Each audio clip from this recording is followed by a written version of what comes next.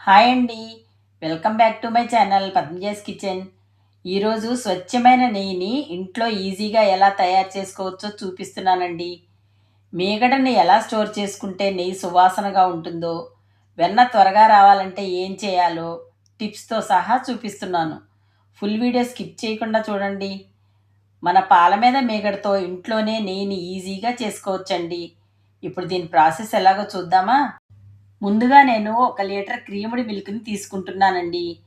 పాలను గిన్నెలో పోసి లో ఫ్లేమ్లో బాగా కాగనివ్వండి. ఇలా కాగిన పాలు కొంచెం చల్లారిన తర్వాత మరోసారి కాగబెట్టండి. ఇలా బాగా కాగబెట్టడం వల్ల మీగడ మందంగా వస్తుంది. ఇప్పుడు పాలను చల్లారనివ్వండి. పాలు గోరువెచ్చగా ఉన్నప్పుడు దానిలో 1 స్పూన్ పెరుగు వేసి కలపండి. ఇలా తోడుపెట్టి 6 to 8 అవర్స్ పక్కన పెట్టండి. పాలు ఇలా పూర్తిగా తోడుకున్న తర్వాత దానిని ఫ్రీజర్లో పెడితే మీగడంతా లేయర్ లాగా గట్టిగా ఫామ్ అవుతుంది. ఇప్పుడు పెరుగు గిన్నెలోని మీగడను తీసి వేరొక బాక్స్లో వేసుకోండి. ఇలా ప్రతిరోజు పెరుగు మీద మీగడను కలెక్ట్ చేసుకుని నార్మల్ ఫ్రీజర్లో పెట్టుకోండి. డీ ఫ్రిడ్జ్లో పెట్టాల్సిన అవసరం లేదండి. ఇలా పెరుగును ఫ్రిడ్జ్లో పెట్టుకోవడం వల్ల ఎక్కువ ఫ్యాటు పైన ఫామ్ అవుతుందండి. ఈ విధంగా 10 డేస్ వరకు మీగడను కలెక్ట్ చేసుకుని నెయ్యిని తయారు చేస్తున్నానండి. ఇలా పెరుగు మీద మీగడ తీసుకోవడం వల్ల నెయ్యి మంచి సువాసనతో పాటు పూసపూసలాగా వస్తుంది. ఇప్పుడు ఒక మిక్సీ జార్ తీసుకుని ఈ మీగడను కొంచెం కొంచెంగా మిక్సీ జార్లో వేసుకుని 2 నిమిషాలు గ్రైండ్ చేయండి. మీగడంతా ఇలా క్రీమ్గా వచ్చిన తర్వాత దానిలో కొంచెం వాటర్ యాడ్ చేసుకోండి. మనం ఫ్రిడ్జ్లో మీగడని తీసి వెంటనే వెన్న చేస్తున్నాం కాబట్టి మీగడ చల్లగానే ఉందండి. అందువల్ల నార్మల్ వాటర్ పోసుకుంటే సరిపోతుంది. ఇలా వాటర్ పోసుకుని మరోసారి గ్రైండ్ చేయండి. మరీ ఎక్కువసేపు గ్రైండ్ చేస్తే ఫామ్ అయిన వెన్నంతా మిక్సీ వేడికి కరిగి మజ్జిగలో కలిసిపోతుంది. అందుకని ఎక్కువసేపు గ్రైండ్ చేయకుండా 2-3 నిమిషాలు మాత్రమే గ్రైండ్ చేసుకుంటే సరిపోతుందండి. ఇలా వెన్న ఫామ్ అయినప్పుడు తీసి ఒక గిన్నెలో వేసుకోండి. ఇదే విధంగా మిగిలిన మీగడంతా గ్రైండ్ చేసి గిన్నెలో వేసుకోండి. మనం వెన్నపూస చేసేటప్పుడు సీజన్ని బట్టి వెదర్ కూల్గా ఉన్నట్టయితే గోరువెచ్చని వాటర్ని, అలా కాక వెదర్ హాట్గా ఉన్నట్టయితే కూల్ వాటర్ని పోసుకుని గ్రైండ్ చేసుకుంటే ఈజీగా వెన్న తీసుకోవచ్చండి. వెన్నను పాతకాలంలో అయితే కవ్వంతో చేసేవారు. మిక్సీలు వచ్చిన తర్వాత అందరూ ఈజీగా మిక్సీలోనే చేస్తున్నారు.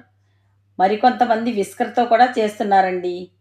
ఇలా విస్కర్తో చేసేదానికన్నా మిక్సీలో చేయడం వల్ల మీగడ తరుకులన్నీ స్మూత్గా గ్రైండ్ అయ్యి నెయ్యి ఎక్కువగా వస్తుంది. అలాగే గోదావరి కూడా తక్కువగా వస్తుందండి.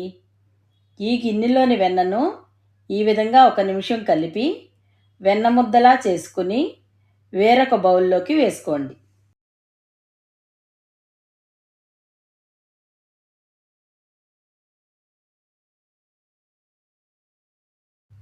ఇలా వెన్నని ముద్దలా చేయడం వల్ల వెన్నలో ఉన్న ఎక్సెస్ వాటర్ అంతా పోతుంది. ఇలా వెన్నంతా వేరే గిన్నెలో వేసుకున్న తర్వాత మిగిలిన మజ్జిగను ఒక రోజంతా బయటుంచి బాగా పులిసిన తర్వాత చెట్లకు పోసుకోవచ్చండి.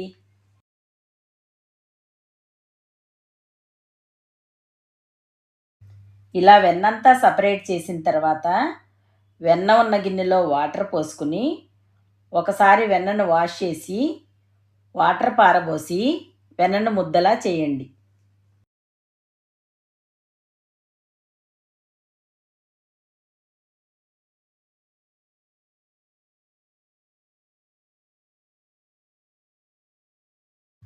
ఇప్పుడు స్టవ్ వెలిగించి వెన్న ఉన్న గిన్నెను స్టవ్పై పెట్టి లో ఫ్లేమ్లో కలుపుతూ కరిగించండి.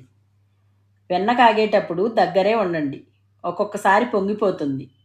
మరికొంతసేపు నెయ్యి కాగిన తర్వాత ఇలా డార్క్ బ్రౌన్ కలర్లోకి వస్తున్నప్పుడు దానిలో ఒక తమలపాకును కానీ లేదా 10 మెంతులు కానీ వేసుకోండి. ఇలా వేయడం వల్ల నెయ్యికి మంచి సువాసన వస్తుందండి. నెయ్యి పైన ఇలా నురుగు వస్తుందంటే నెయ్యి పూర్తిగా కాగినట్టే. నెయ్యంతా కాగిన తర్వాత దానిపై ఒక డ్రాప్ వాటర్ వేసి చూడండి. చిటపటమని సౌండ్ వస్తుంది. అంటే నెయ్యి పూర్తిగా కాగిందన్నమాట. ఇప్పుడు నెయ్యిని చల్లార్చి గోరువెచ్చగా ఉన్నప్పుడు బాటిల్లోకి ఫిల్టర్ చేసుకుని స్టోర్ చేసుకోండి. అంతేనండి. గుమగుమలాడే స్వచ్ఛమైన నెయ్యి ఎంత ఈజీగా ఇంట్లో తయారు చేసుకోవచ్చో చూశారు కదా.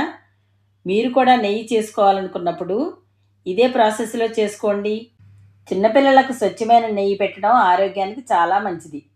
ఇదే విధంగా మీరు కూడా ట్రై చేయండి. మీకు ఎలా వచ్చిందో తప్పకుండా కామెంట్ చేయండి.